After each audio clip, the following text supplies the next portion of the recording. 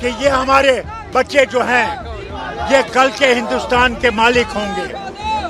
वो अपने हक के लिए मांग रहे हैं। নমস্কার, দেখছেন টক টু বাংলা। আমি অভিষেক রয়েছে আপনাদের সাথে। এই মুহূর্তে যে খবর নিয়ে উপস্থিত হয়েছে, 90 বছর বয়সী ইন্ডিয়া জোটের নেতা তিনি বক্তব্য রাখছিলেন। আপনারা যে বক্তব্য দিয়ে শুরু করলেন এই ভিডিও দেখা, সেই বক্তব্য উমর আব্দুল্লাহ রাখছিলেন এবং জম্মু এন্ড কাশ্মীরের প্রাক্তন মুখ্যমন্ত্রী, এবং তিনি কিন্তু ন্যাশনাল কনফারেন্স পার্টির নেতা হিসেবে এসেছিলেন ককরোচ জনতা পার্টি আন্দোলনে, এবং তার বলিষ্ঠ বক্তব্য যে দেশের যুব সমাজের বক্তব্য সেটা সরকারকে শুনতেই হবে, সেটা ইগনোর করার কোনো জায়গা নেই, এবং আমি তাই জন্যই আন্দোলনের পাশে দাঁড়াতে এসেছি।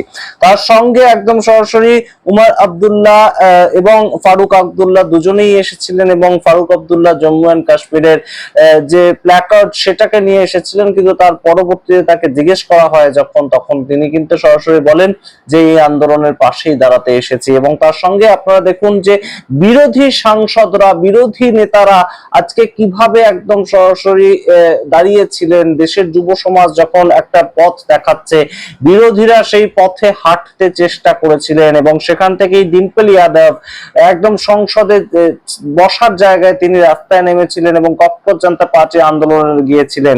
এবার সেটাকে কেউ বলবে কিনা যে সমাজবাদী পার্টির দ্বারা ফান্ডেড একটা আন্দোলন, সেটা আমরা জানি না, কিন্তু ডিম্পল ইয়াদবকে গ্রেপ্তার করা হয়েছিল, এবং গ্রেপ্তার হওয়ার পরবর্তীতে তিনি বেরিয়ে আসেন এবং বেরিয়ে এসে বলেন যে ছাত্রদের যেভাবে পুলিশ লাঠিচার্জ করছে, যেভাবে আটকাতে চাইছে, সেটা কিন্তু কখনোই মেনে নেওয়া যায় না। ডিম্পল যাদব কি বলছেন শুনুন, তারপর আসছি বিভিন্ন মানুষের বক্তব্য শোনাবো।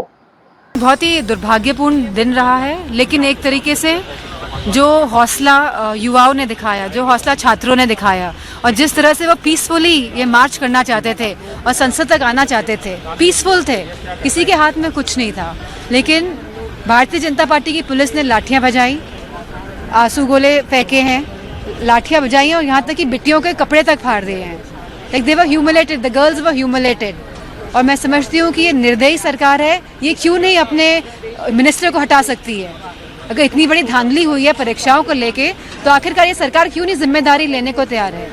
बात तो सिर्फ इतनी थी, बच्चे यही चाहते थे कि सरकार जिम्मेदारी ले, और अभी भी हमारी यही मांग है कि सरकार जो गलती सरकार से हुई है इसकी जिम्मेदारी ले, और जो मिनिस्टर है उनको हटाएं एजुकेशन। আপনারা শুনলেন ডিম্পল ইয়াদবের বক্তব্য, এবং তার সঙ্গে সঞ্জয় সিং থেকে মনীষ সিসোদিয়া, তারা সবাই একদম এই আন্দোলনে উপস্থিত ছিলেন, এবং সেখানে কিন্তু তাদেরকে গ্রেপ্তারও করা হয়েছিল কিছু সময়ের জন্য। তার সঙ্গে গুরুত্বপূর্ণ যেটা, যে এই রেণুকা চৌধুরী, আপনারা জানেন রেণুকা চৌধুরী সাংসদ হিসেবে অত্যন্ত বলিষ্ঠ বক্তব্য রাখেন। রেণুকা চৌধুরী আজকে বেরিয়ে এসে সংসদের বাইরে দাঁড়িয়ে বলেন যে সংসদের আকাশে বাতাসে ক্রান্তির গন্ধ ভেসে বেড়াচ্ছে, সেটা কি মোদিজি শুনতে পাচ্ছেন না?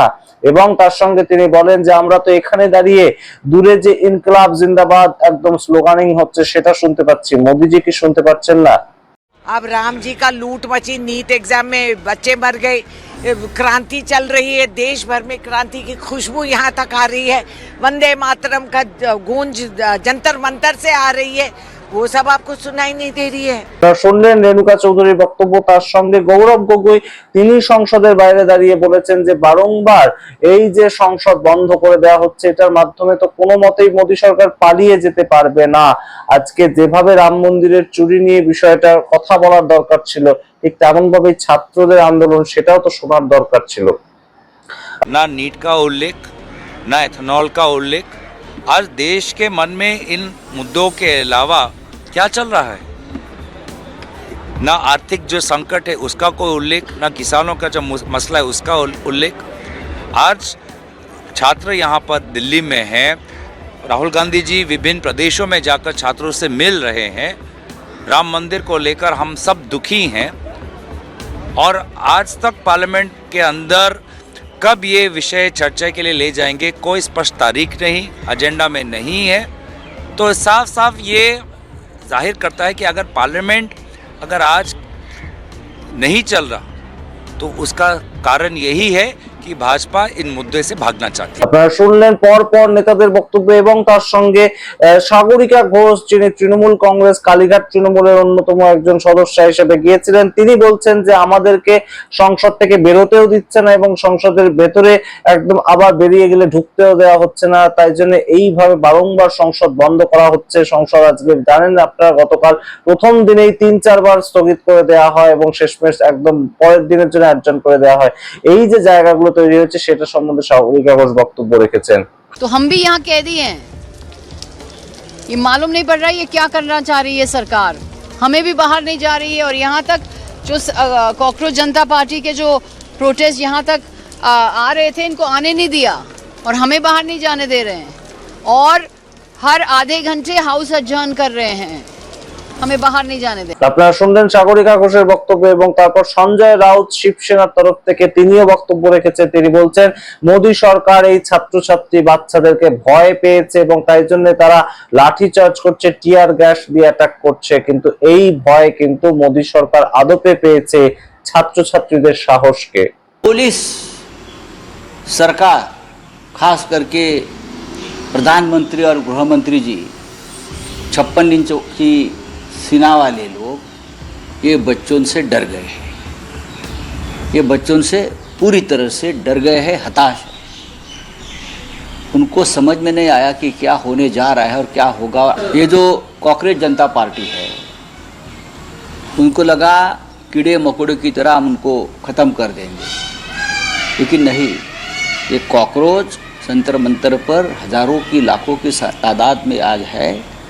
पूरे देश में बड़े बड़े शहरों में इस आंदोलन का समर्थन हो रहा है। শুনলেন সঞ্জয় রাউত, তিনি বক্তব্য রেখেছেন এবং তার সঙ্গে প্রিয়াঙ্কা গান্ধী, তার বক্তব্য হচ্ছে যে সংসদটা তো আদপেই বাচ্চাদের ঢুকতে আসার মতন জায়গা, বাচ্চাদের অধিকার রয়েছে সংসদে আসবে, দেশের ছেলে মেয়েরা, এবং তাদেরকে কেন টিয়ার গ্যাস অ্যাপ্লাই করা হলো, এই বক্তব্য প্রিয়াঙ্কা গান্ধী রেখেছেন। আপনারা हमारे ही बच्चे हैं, देश का भविष्य है, ये संसद उन्हीं का है, किसी की जागीर नहीं है। कुछ मतलब जेन्युइन समस्या है। हम सब, राहुल जी कितने समय से इस समस्या को रेज कर रहे हैं, इसके बारे में बात कर रहे हैं, हम सब कह रहे हैं डिस्कस करो। एजुकेशन पॉलिसी में प्रॉब्लम्स हैं, बड़े बड़े इश्यूज हैं, आप डिस्कस करने के लिए राजी नहीं है और बच्चों पे आप टीयर गैस कर रहे हो और उनकी पिटाई कर रहे हो, किस लिए? बच्चे हमारे।